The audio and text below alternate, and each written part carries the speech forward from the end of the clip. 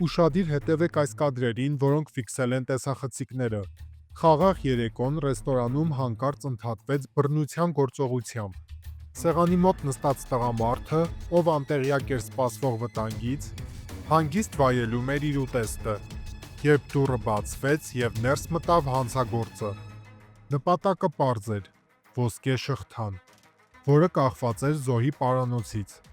Հանցագործը շտապելով մոտեցավ, սպառնաց և փորձեց պոկել թանկարժեք զարդը։ Սակայն նա չգիտեր, որ իր թիրախը սովորական մարդ չէր, այլ քաղաքացիական հագուստով ոստիկան,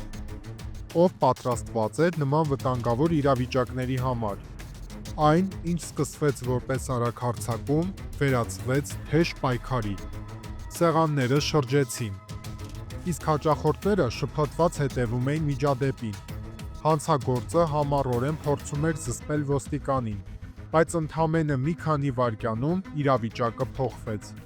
Կատարյալ շարժումով ոստիկանն ազատվեց, դուրս բերեց զենքը և կրակեց։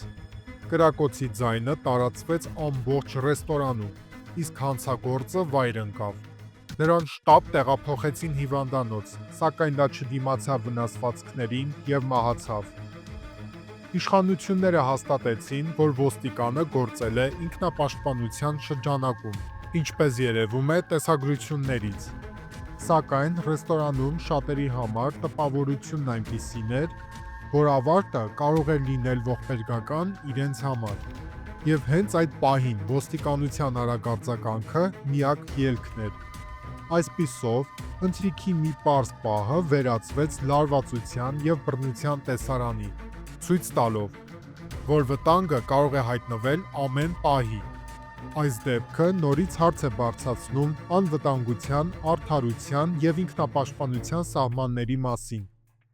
Իսկ այս և նման այլ պատմությունների մանրամասները կարող եք տեսնել միայն ARM Detective-ում։